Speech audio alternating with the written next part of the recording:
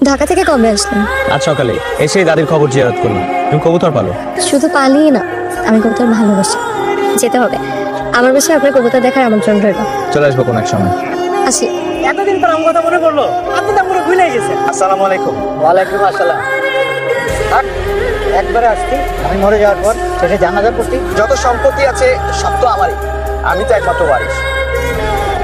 কষ্ট করে উপরে আসলেন কেন? বাসায় গিয়ে বসতেন। যার জন্য আসলাম সেই যদি বাসায় না থাকে তাহলে বাসায় গিয়ে খিলাম। আমি এত কবুতর একসঙ্গে আগে কখনো দেখিনি। আমার দাদার অনেক শখ ছিল কবুতর পালার। ছোটবেলা দাদার কোলে চড়ে কত কবুতরকে খাবার দিয়েছি। শখের জিনিস তো সবারই থাকে, তো কয়জন পারে। এর আগে এই হোয়াটসঅ্যাপ মেসেঞ্জারের যুগে এসে আপনি এই কবুতর নিয়ে পড়ে আছেন। কেমন আছেন? ভালো। এমনি সময় তো অনেক পটর পটর করেন, এখন চুপচাপ কেন? এলাকার কাউকে চিনি না তো। আমাকে তো ছিলেন। আমি দিয়ে দিচ্ছি। এতক্ষণ তো মানে ঠেলেও পাঠানো যাইতেছে না, আর এখন তো সব মারে দেয়। ঘটনা কি? এতক্ষণ মেহের ছিল না, এখন মেহের আসছে। বেশি কথা বলিস না। একটা মাংস দিব, একটু ঝোল দিব, পান। আপনি পান খান না? যারা পান খায় তাদের দাঁত, জিহ্বা, ঠোঁট সব লাল হয়ে থাকে, রক্তের মতো লাল। তাহলে তো আপনি আমাকেও এখন ভ্যাম্পায়ারের মতন লাগার কথা, তাই না? আপনাকে আমার এঞ্জেলের মতো লাগে। আপনি কি পাগল? ওকে দেখে কি তাই মনে হয়? আপনি না কাল ঢাকা গেলেন, কিন্তু আবার চলে আসলেন। চলে আসলাম। মানুষ যখন কাউকে নিয়ে অনেক বেশি চিন্তা করে, তারপর ধীরে ধীরে মানুষ শুধু সেই মানুষটাকেই ফোকাস করে। তোমার বিক্ষিপ্ত চিন্তাগুলো কত সুন্দর। হ্যালো, আব্বু হঠাৎ করে অসুস্থ হয়ে পড়ছে, হাসপাতালে নিতে হবে। এত রাতে তো কোনো গাড়িও পাবো না। আপনি কি সাথে কি একটু আসতে পারবেন প্লিজ? আমি আসছি। এখন মন খারাপ করে আসলে ডক্টর তো বললো আঙ্কেল মাইল্ড স্ট্রোক করেছে, আর রেগুলার মেডিসিন খেলে ঠিক হয়ে যাবে। আমি বাবাকে এতটা অসহায় অবস্থায় রেখে কখনো দেখিনি। তুমি জানো যে প্রিয় মানুষ কষ্টে থাকলে কতটা কষ্ট হয়? আমি তো প্রিয়।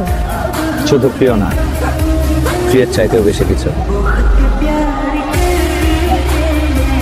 এই যে অনুভূতিকে শব্দের রূপের নাম হচ্ছে কথা। আমি আসলে তোমার মতো বুঝিয়ে কথা বলতে পারি না, কিন্তু আমি এটা জানি যে তোমার সাথে পরিচয়ের আগে এবং পরিচয়ের পরে আমার জীবন পুরোপুরি আলাদা। তোমার জন্য আমার মধ্যে এক অন্য ধরনের অনুভূতি কাজ করে। তোমার জন্য আমি যেটা ফিল করি সেটা আমি অন্য কারোর জন্য কখনো ফিল করি না। তোমাকে দেখলে আমার মনের ভেতরে একটা প্রশান্তি কাজ করে। তোমাকে যদি ভালোবাসতে হয় তাহলে তোমার মতো করেই ভালোবাসতে হবে। আল্লাহকে করা আমার জীবনের শেষ দায়। পাশের জায়নামাজে আমি তোমাকে চাই। আপনি খুব ভালো করেই জানেন আমি কেমন নই। এর উত্তরে আমি কি বলবো সেটাও আপনি খুব সহজেই অনুমান করতে পারবেন। তারপরে উত্তরটা আমি তোমার মুখেই জানতে চাই।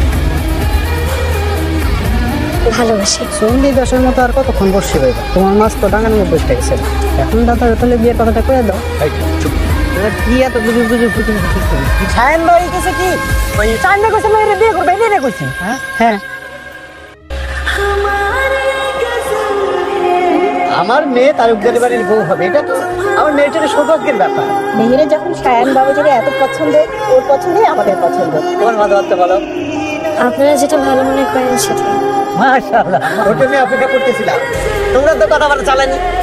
এরপরে হেরেকেন তালুকদার চাচার নাতি মেয়ের সাথে ওর বিয়ে কথাবার্তা অসম্ভব।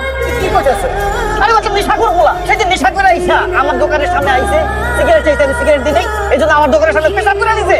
ও যত বড় বংশের বলাই হোক, আমার ভাস্তিরে এরকম একটা নেশাখোর বলা হাতে দিয়া ওর জীবনে কষ্ট করতে পারি। হ্যাঁ, তাকিয়া বললো তা ঠিক।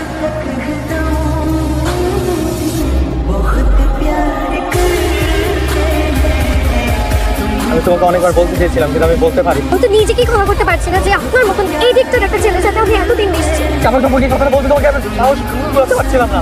সম্পর্কে জেনে তুমি যদি আমার ভালোবাসাকে ছোট করে দাও। চুপ করেন, আমি বলতেন আপনাকে বিশ্বাস করতে।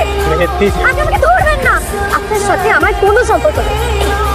ঠিক আছে, আমি কখনো তোমার সামনে আসবো, তুমি যদি আমাকে আর একটা সুযোগ দাও। মেহের, আমি কথা দিচ্ছি আমি সব কিছু ছেড়ে আমি একদম শুদ্ধ হয়ে তোমার সামনে আমি নিজে ঠিক হবো। আমি ঠিক হয়ে প্লিজ মেহের, আমি রিকোয়েস্ট করছি মেহের। বাবার হাত ধরে একজন সন্তান জীবনে চলতে শিখে তুই আমাকে শেখাও নি বাবা। তুই আমাকে স্বাধীনতা দিয়েছি, যা ইচ্ছা তাই করেছি। এর জন্য আজকে আমার এই অবস্থা। কেন আমি তোমার চোখের সামনে নষ্ট হয়ে গেলাম বাবা? কেন তুমি আমাকে স্বাধীন করো নাই? বাবা আমি আসলে ভালোবাসার অভাবে বাবা মানুষ হয়ে গেছি বাবা। আমি সুস্থ হতে চাই বাবা। আমি এই জীবন আর চাই না। আমি যদি যা যা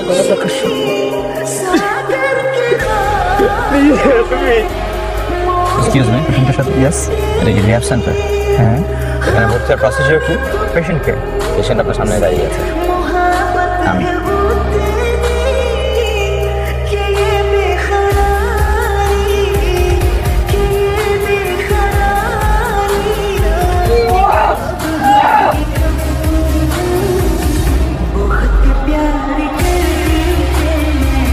আরে দুইবার স্ট্রোক করেছে, তারপরেও বেঁচে আছে।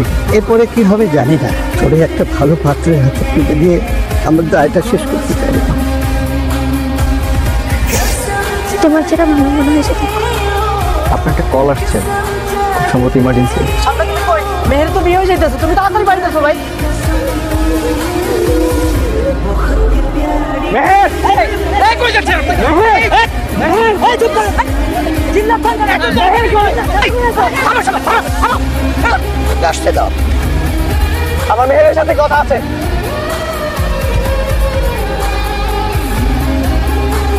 ওয়াও, বিয়ে করে ফেললাম। এ তোমাকে ভালোবাসার সত্ত্বেও আমি প্রতিনিয়ত নিজেকে শুদ্ধ করার চেষ্টা করেছি। গত 4টা মাস আমি নিজের সাথে ফাইট করেছি। আমি রিহাবে নিজে গিয়ে ভর্তি হয়েছি শুধুমাত্র তোমাকে ভালোবাসি। আজকে আমি শুদ্ধ হয়ে আসছি এই জায়গায় তোমার সামনে। বিয়ে করে ফেলছো, অবশ্য বিয়ে তো করবাই। তুমি তো বলছো যে আমাদের কোনো সম্পর্ক ছিল না, তুমি তো আমাকে ভালোই বাসো না। আমি তোমাকে ভালোবাসি সায়ান।